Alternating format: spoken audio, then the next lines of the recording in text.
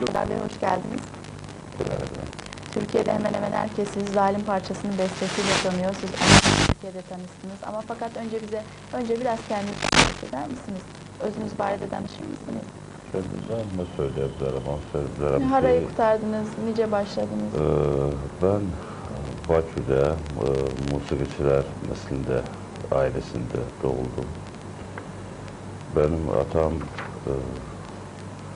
en ünlü sanatçılardan biriydi Bakü'de. Tarzeni'di, tar çalan, mukamlar çalırdı. Belədir ki, bizim nəslimiz 150-200 sənə təxminən Bakıda musiqi işi ilə uğraşırdı. Yəni ki, Bakıda müzik meclisləri, böyle bir şeyler yapıyordular. Sizin müzisyenliğiniz nesilden nesile geçiyor. Evet, Bakıda hepsi bilir ki, deməli, Mansurovlar hepsi müzisyenler. Belə oldu ki, mən də deməli, bir növ öz neslin ardıcılığı olarak, yani ki, müziğle çalışmaya başladım. Siz konservatuvarı kurtardığınızı Besteci oldum. Evet, konservatuvarı bitirdim. Deməli, Cövdət Hacıyev, professorlar, Cövdət Hacıyev ve Arif Melikov'un sinfini. Böyle. Sizin Zalim parçanız Türkiye'de çok beğenildi. Özellikle Levent Yüksel ve Sezen Aksu'nun seslendirildi. Türkiye sizi onunla tanıdı. Evet, yani bu çok enteresan bir şey. Ondan önce de benim birçok parçalarım Türkiye'de seslenmişti. Yani ben 92. yıllara ilk defa olarak Türkiye'de, İstanbul'da oldum ve orada bir hayli yaşadım. Yani birçok parçalarım orada söylediler. Yanımda değil şimdi kimlerdi. Ve bana çok maraqlı oldu ki, yani ki ben burada Bakı'da oturmuştum. Birçok arkadaşlarımı gördüm. Bana dediler ki, biz bayatların Türkiye'de böyle seslenir. Bir tane Levent Yüksel adında bir müğenni var, o söylüyor. Sonra bir de haber geldi ki, biz Sezen Aksu bunu söylüyor parçanı. Yani ben arkadaşlarım bana diskleri götürüp geldiler Türkiye'den. Daha çok interes aldı bu. Ve çok hoş bir şeydi. Yani ki ben bundan önce bu bayatları ilk defa biz de burada Bakü'de Brilliant Dadaşı'la okuyup ben onun için mahsusen yazmışam. Sonra bu parça çok böyle ayak açtı. Bizim Orta Asya Respublikalarında, orada Türkmenistan'da bu çok popüler oldu. Aşkabat grubu ifa etti. Sonra Ruslar götürüp onu Rusça ifa ettiler, yani Rusça sözler yazdılar. Sonra Sezen Hanım götürüp sözler yazdı. O söyledi. Ondan sonra Levent Yüksel söyledi. En sonuncusu, ben bu yakınlarda Dubai'den bir kaset aldım. Arap dilinde söylüyorlar. Sonra Yunanistan'dan kaset aldım. Yunan dilinde söylüyorlar. Böyle çok enteresan bir şeydi. Ben Türkiye'de olanda 95. senede nereye getirdim? Bu arkadaşlarım diyorlar ki, biz bu Eldar Mansurov Zalim'in bestecisi. Hepsi böyle tanırdılar. Bana çok hoş idi bu. Hem de ki en gette kalanı oldu ki, Sezen Hanım beni davet etti evine. Yani misafir oldum onu. Çok memnun oldum ki böyle ünlü bir sanatçıyla görüştüm. Peki Eldar Bey, sizin bestelerinizin sizin haberiniz olmadan çeşitli dillere çevrilmesi, söylenmesi, bu gerçekten güzel bir duygu sanıyorum. Milyonlarca insan tarafından dinlenmesi, kulak asılması. Siz neler hissettiniz? Onu işte elinize aldınız, Dubai'de çevrilmişti, Yunanistan'da, Türkiye'de, çeşitli ülkelerde.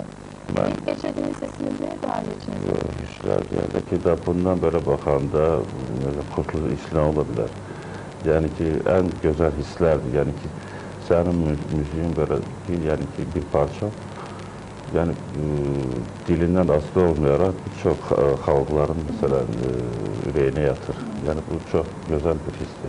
Sizin çalışmalarınızı görüntülemiştik biz. Şimdi arkadaşlar onu ekrana verirlerse onu sizinle birlikte izleyelim. Ne olur? Bu arada Sezen yanında kaset çalışma.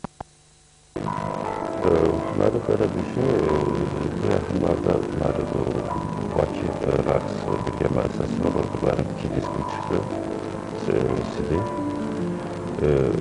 Əsasən mənim burada yaratdıqlarımı, yazdıqlarımı çoxunu mən kaset şəklində buraxıram Bakıda. Son 2,5 ildə böyle 30'a yakın kasetlerim çıxmış burada Bakıda. Müxtəlif söyləyənlərlə.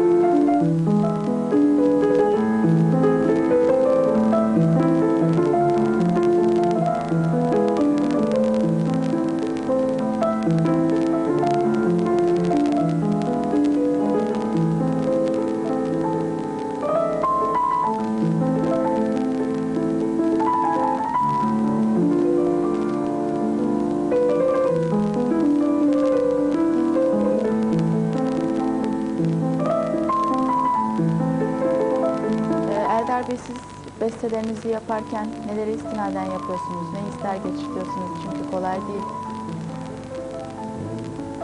Nasıl diyeyim, ben hiçbir hisler böyle bakanda ki böyle məxsusi heç vaxt, heç bir hissi böyle gözden götürüp gelmiyorum. Yani bu hisler kendi kendisine geliyor. Yani benden asıl olmayarak.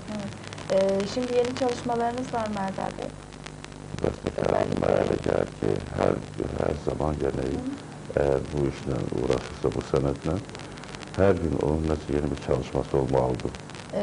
Siz çeşitli sanatçılara besteler veriyorsunuz fakat özel olarak çalıştığınız sanatçılar var mı? Mesela Sadece onlar için özel besteleriniz. Herden görsem ki mesela gençlerle de çalışıyorum ama esasen benim çalıştığım deməli en çok sevdiğim mesela sanatçılar, benim onlarla en yakın mesela dostluk alakasında olduğum sanatçılardır. Bu Ağdadaş Ağayev'dir, Brilliant Dadaşevadır, Həngiz Allahverdi ve Aygün Kazımov. Yani esasen bu sanatçılarla çalışıram. Yani başkalarıyla da çalışıram. Ama daha çok mesela bunlar da daha çok ilgideyim. Eldar Bey, Seher Tez'den biz size 9'durduk. Bizi kırmayıp geldiğiniz için biz size çok teşekkür ediyoruz ve başarılar diliyoruz size. Sağ olun, çok. Bugünkü Seher konuğumuz Azeri ünlü bestekar Eldar Mansuroğlu. Kendisine bir kez daha teşekkür ediyoruz ve ekonomi haberlerini ekranlarınıza getiriyoruz.